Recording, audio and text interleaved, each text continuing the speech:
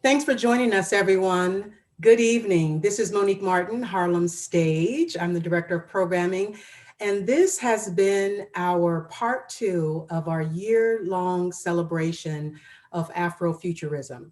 It's part two of a two-part ending. We've been celebrating Afrofuturism since before time, and with our blah, blah, blah, our artistic director, this is live, Nona Hendricks, the legendary, iconic Nona Hendricks, has led us in a year-long celebration of Afrofuturism. And this is the second part of a two-part culmination of this journey.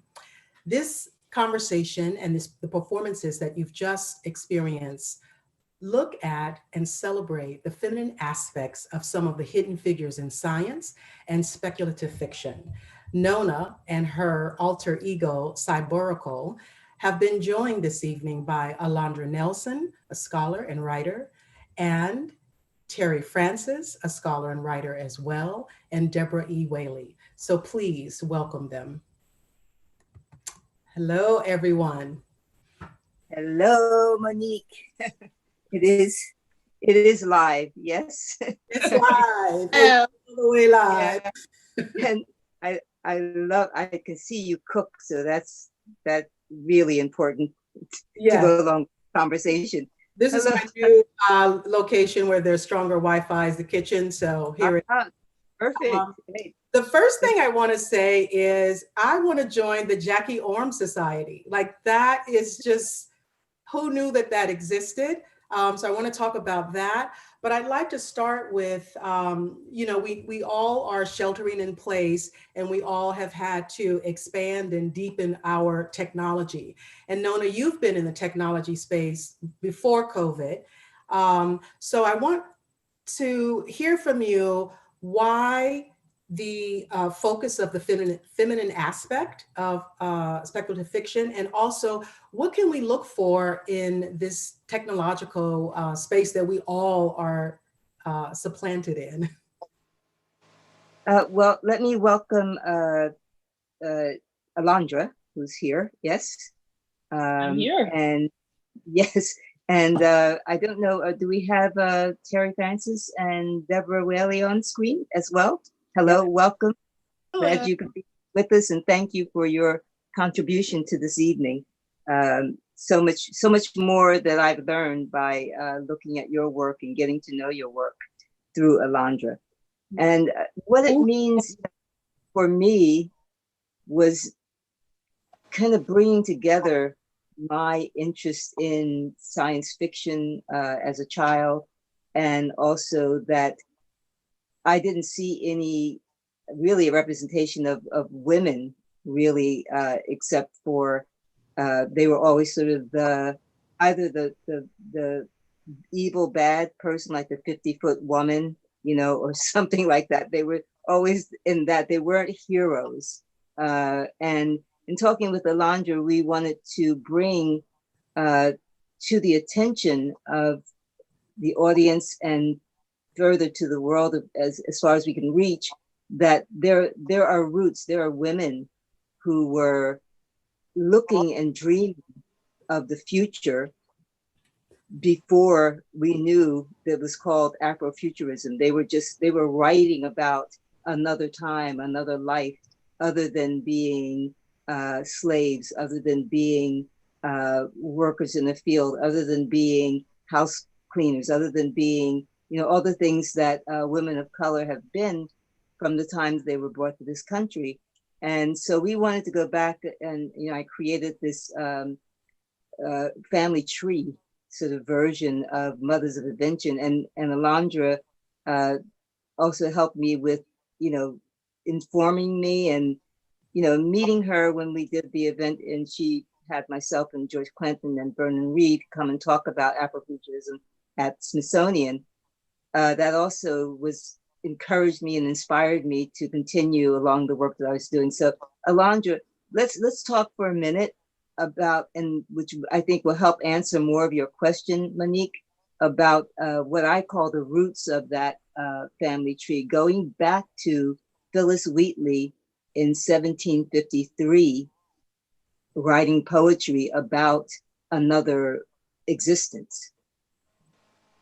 Yeah, so, Phyllis Wheatley, one of our first known poets who used that, created a space to not only have a voice for poetry, but for also to sort of speculate and to think about who she might be and what the world might be. And so I think, so much of how we think about Afrofuturism is really has been kind of, kind of overdetermined as a space of masculinity, because really important figures sit under the banner of Afrofuturism, like Sun Ra. But of course, there was also LaBelle, but we can talk about that later. So yeah, so that you've got people like Phyllis Wheatley in the Roots. You have wonderful, amazing people like Jessie Redmond Fawcett, who was an essayist, a poet, and who, when when Sonny Blount was just a little boy in the 1920s, wrote this extraordinary poem called Oriflamme, and which she's sort of trying to narrate what it would have been like to have been Sojourner Truth. And so here she is, narrating the experience of, one of these women traveling in the world, as I was talking with Terry about earlier. And the poem again and again says, is about like looking up to the stars, visioning the stars, and imagining both herself and Sojourner Truth to be following, and in her words, visioning the stars. And so there is this kind of astral plane, I think, that goes from Wheatley to Fawcett, to who are the kind of roots of this tree of mothers of invention that are, I think, really critical, forerunners, foremothers of Afrofuturism thinking, and also as an aesthetic tradition. Yes, and some of the other women that I discovered that I didn't know about was Harriet Wilson, a novelist in the 1825. She was born, and you have Frances Harper in 1862. And then you move to me through to what I call the trunk of the tree, and that's moving more to Zora Neale Hurston and Ida B. Wells and Alice Dunbar. People know about Lawrence Dunbar, but they don't really pay much attention to Alice Dunbar, an amazing poet and writer. And then you go to Nella Larson. These are women who are writing and dreaming and envisioning a different world than the time that they were actually in. And so I placed them in the trunk of this tree. And there are so many more that could go in that trunk. It could be really full. Well, So one that we talked about, Nona, in the trunk also, of course, was Ida B. Wells, who was so, I mean, talk about imagining another world. I mean, living in a world, living in the Red Summer, living in kind of death and devastation. People, I mean, I think when I think about the Red Summer, 1919, when I think about I think about Octavia Butler Kindred, this sort of experience of Black people just being able to be snatched up out of the world and sort of brought into somebody else's, power over who you should be or might be or could be. So Ida B. Wells is amazing because she painted another world for us. And part of this other world was about accumulating data. I mean, we can imagine her as an early data scientist about the brutality that was being experienced by Black people and making that visible to, making it visible in the service of creating a better world. So yes, definitely in the trunk. Yeah, absolutely in the trunk. And, that brings us forward. And I want to bring, because we're running out of time, I'd like to bring Deborah and Terry into it too. Because, you've talked about Jackie Orms, which is, amazing what she did in, using her creativity to have humor, but also be political, to be, in the social issues. I mean, it's just really fantastic that when you're in a time when you're sort of out of time, you're creating these statements that would not be expected, and how you couch them in the places that you put them, so that there's, that unless you don't know, right? And so I thought that was amazing. And I'll bring you in, and then we can go back to another part of this that I want to bring us up to the branches of the tree. But Deborah, if you want to have a little bit more, because a lot of the things that we were trying to show, people couldn't really see some of the statements that she was making because they were really small. Okay. But I to, if you could talk a little bit more about how she used those short 2-line, 2-sentence, and really got a message across. Yeah, absolutely. So Jackie Arms really was both of her time and beyond her time in terms of what she was able to accomplish in the 30s, 40s, and 50s with her comic strips, with her one-panel comic strips and her multi-panel comic strips. And so, we're talking about a time when there is the Great Depression, around the time of the Great Black Migration. So lots going on in terms of history and social relations and politics and economic disparities. And so for Jackie Arms, who is noted as the first Black female cartoonist, for her, she was able to talk about disparities in terms of class. She was able to present representations of Black women in ways that had not been seen.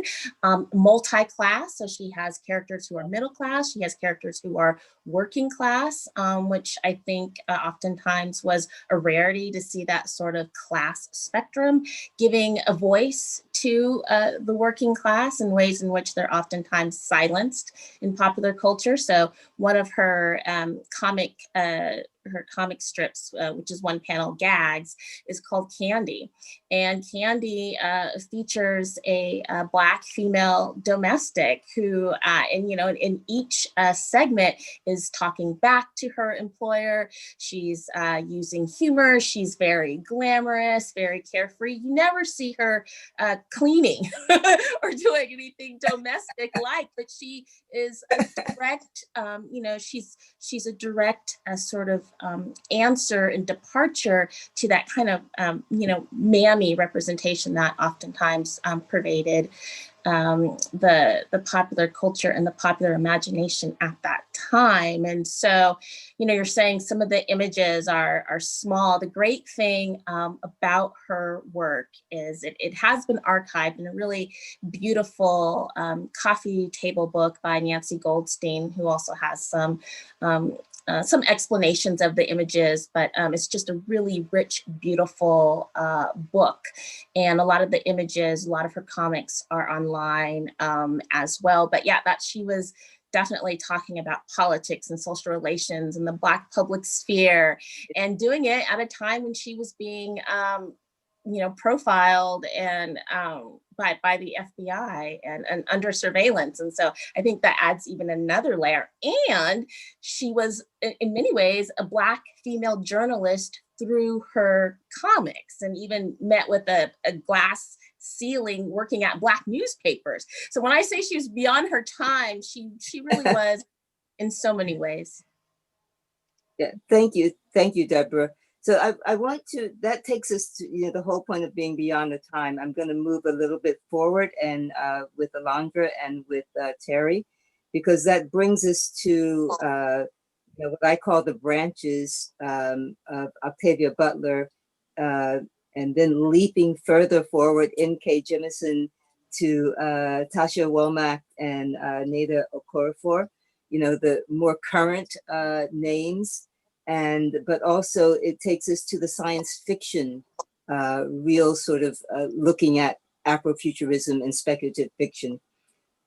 So what I'm skipping over a couple people, we'll come back to those. The thing that I really am so obsessed with in terms of, like the Zambian space program. I mean, that's like, how do you go like, oh, I'm going to have a space program in Zambia, in 1965, was it 62? 64? Yeah. 64, yeah.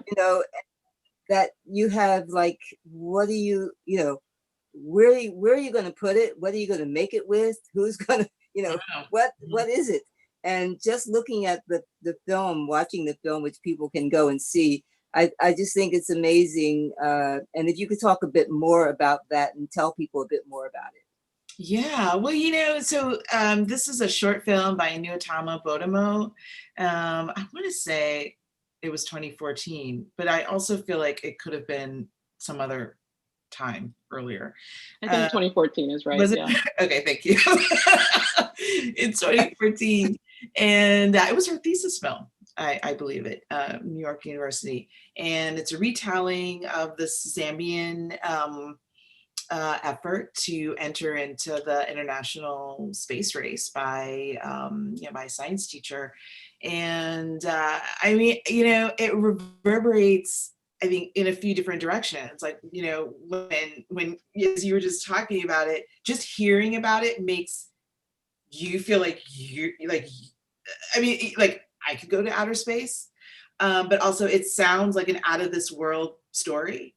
But then it's like, well, Black people are always, of course, we're going to go to outer space. Early adopters of all technology, yes, not only raw materials but innovators.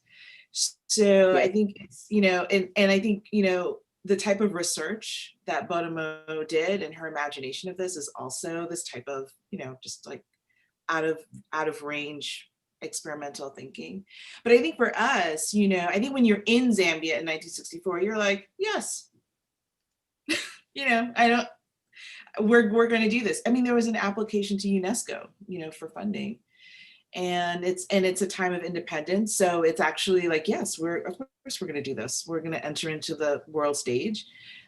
We have ideas, we have plans, we're going to train, we're going to build something and see if this can happen. So, and yet for us, it I think it's like doing it is, I'm in the world, I'm doing this. And Zambia is a place and part of the world. And then for us, it's like, wow, that's out of this world. So it's an exciting story. It's also, what's interesting is that the film was so closely adhered to what happened, and the visuals that the filmmaker was able to create. And people can go and look at the film online, but then they can also go and do some research, and they can see the image of Edward with his metal hat on and his cape. Mm-hmm. And you can see there's video of them rolling the girl down the hill to simulate gravitational pull, mm-hmm. and the different things that they did to try to create their space program and to build what looked like was going to be the spaceship. I mean, it was just, and that there was a girl. She was sort of the first female astronaut, basically. Nice girl. Which leads me to what I call, the leaves, but they're really the branches in this science relationship to Afrofuturism and speculative fiction, that I think a lot of science informs some of the writing that happens, and some of the writing informs the science that happens. There's sort of like, which comes first? I'm not sure. So if I think about, the hidden figures that we didn't know about, or I didn't know about for my childhood, that would have been a great help to me to have known about them, Katherine Johnson, Dorothy Vaughan, and Mary Jackson, but I did know about Mae Jemison, and I did get to meet Mae Jemison. And, for me, that was really sort of like an amazing thing to have happen, because I wanted to go into space.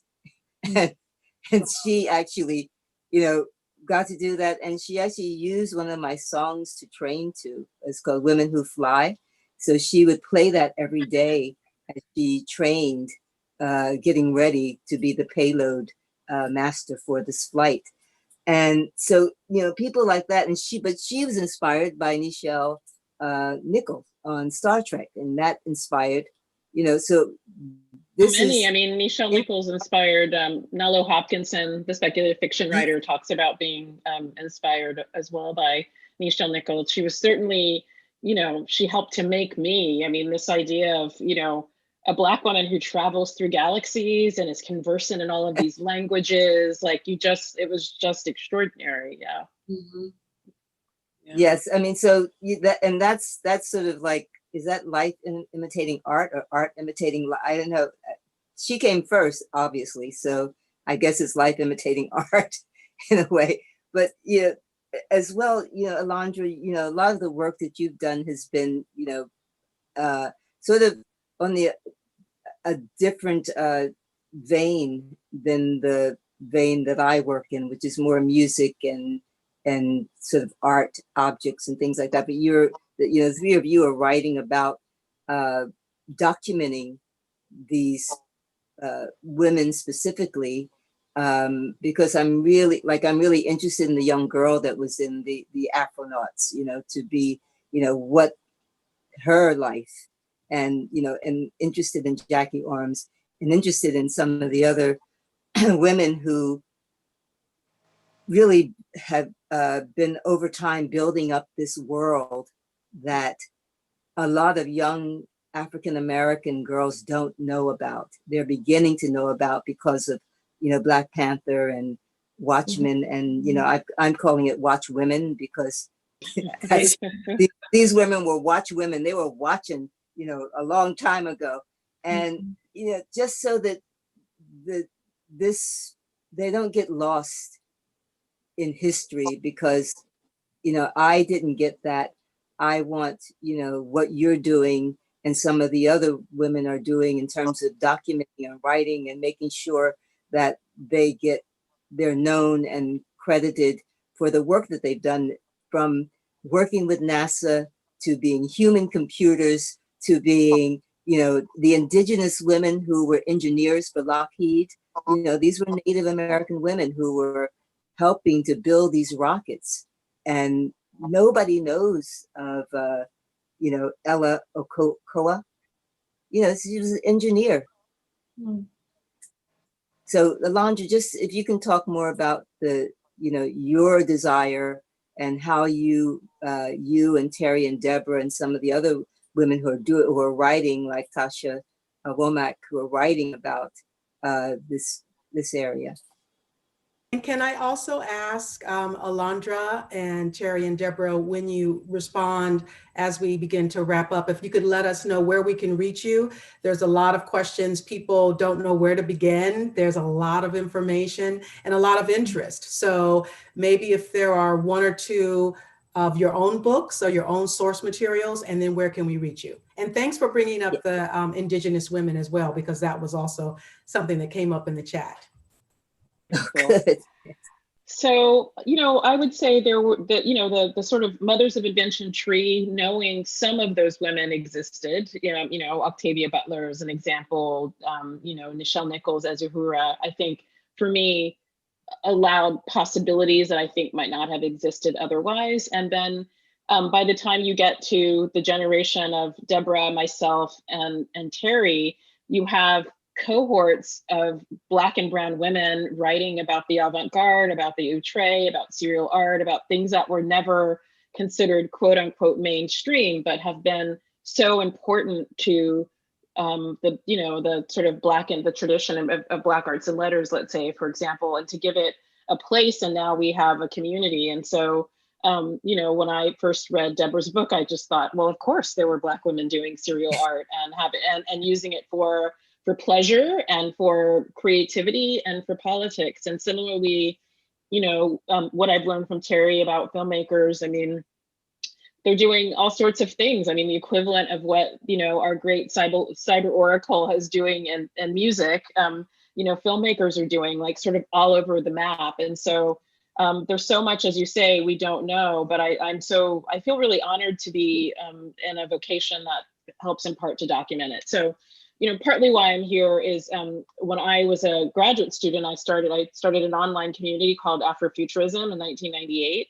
And that became a special issue of a journal called Social Text that came out in 2002, which was the first kind of attempt for scholars. It was artists, there was poetry in it, to sort of bring together a community of practice around Afrofuturism.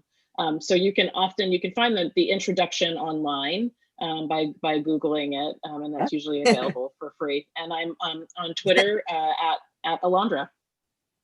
Mhm.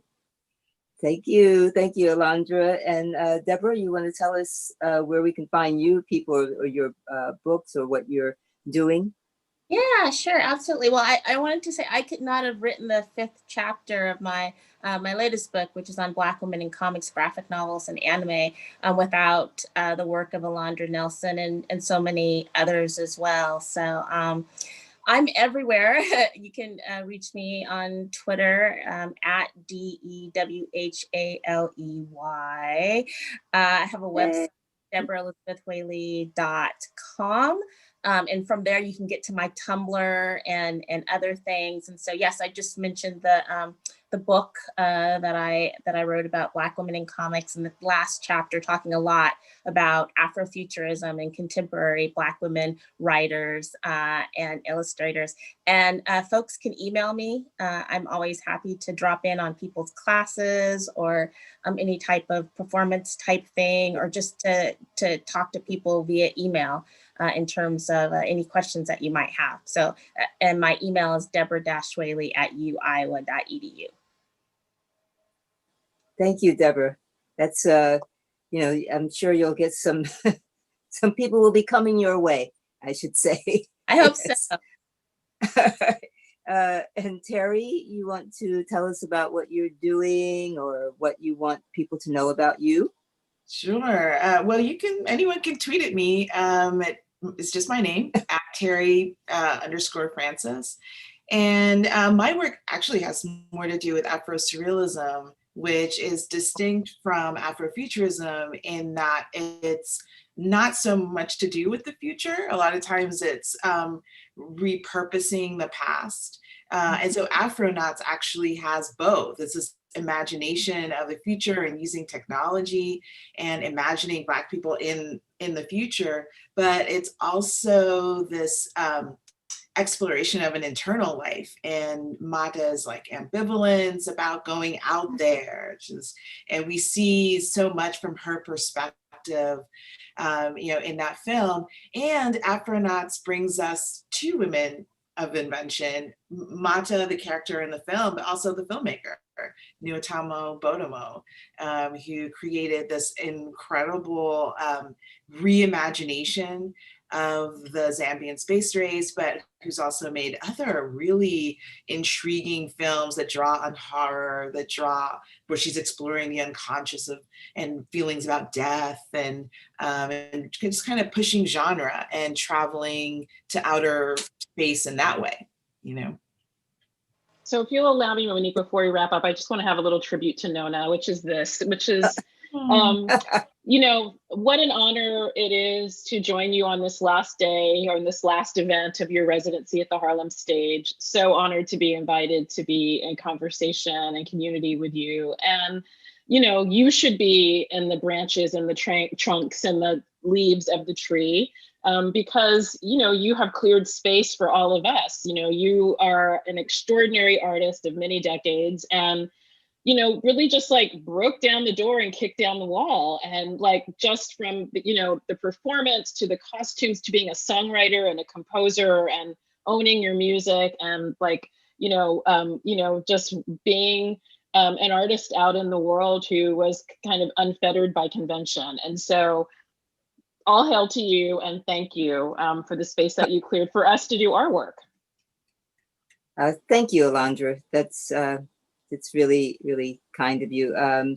And I think it's really, for me, this idea, coming together with like minds, because for quite some time there wasn't anybody to talk to, about what I wanted to talk about, metaphysics and things like that in the micro and macro world, and space travel, and all of that.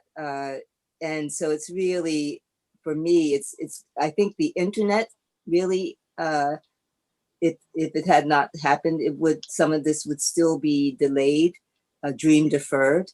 But now that this possibility of being able to engage with and find people who are working in the same area or dreaming in the same way, it's really inspiring because that otherness becomes less of a sort of obstacle or something that you have to push against all the time, because you think a certain way, or not afraid to look a certain way, or not afraid to, say, I belong here, I can be here, this is you know. So that, and the women that we've talked about tonight are inspire me, and I really want to work more and more on this family tree because I just think it's so important.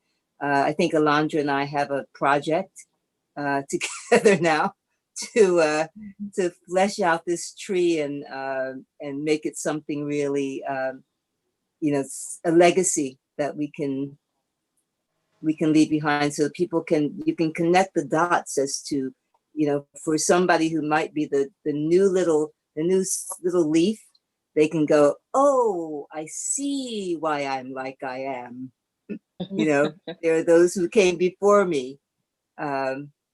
So I thank you so much for being here. Thank you, Monique, for taking us into this discussion portion and being really a big help to me over this whole artistic director Afrofuturism, with especially the Sun Ra huge concert at the Metropolitan Museum, the tribute to Grace Jones, another space cadet who I love, and some of the other projects that we did over time. You really helped me to be able to do this. And Harlem Stage, I say thank you too for making this possible.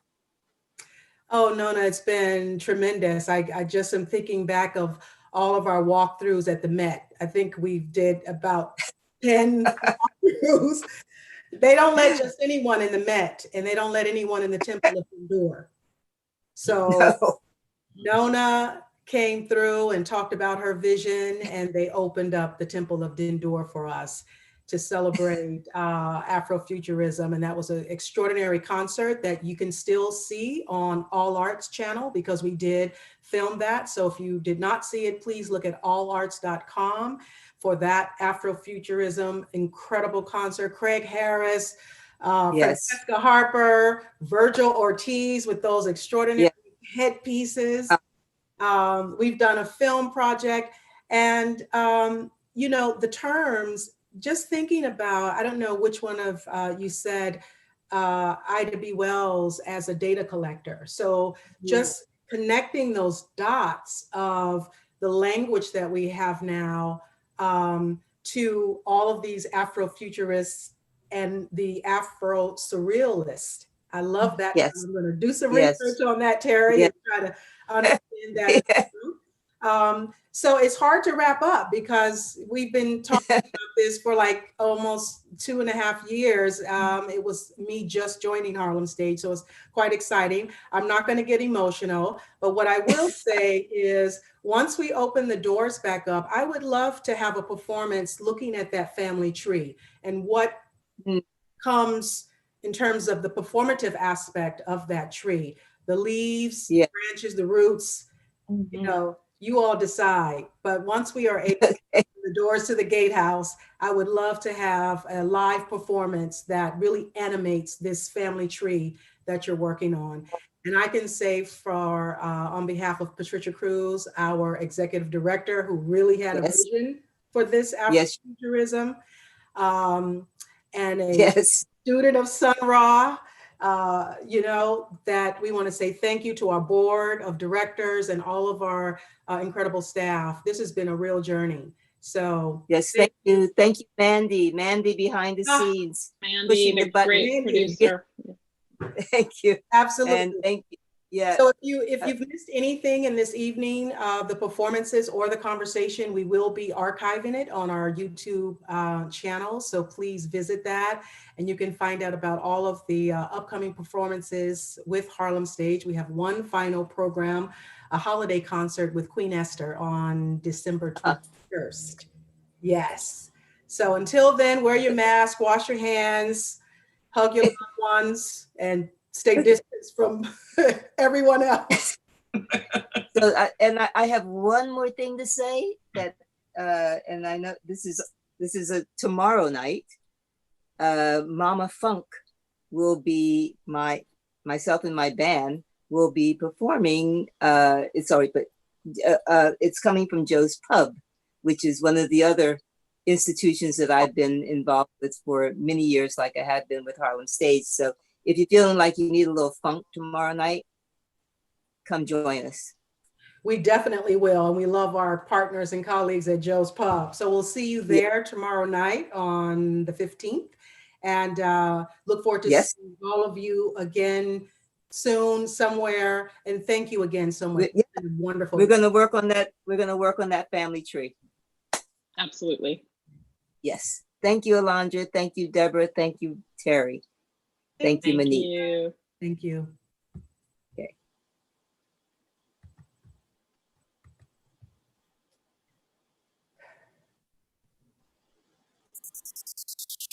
Mothers of invention. Afrofuturism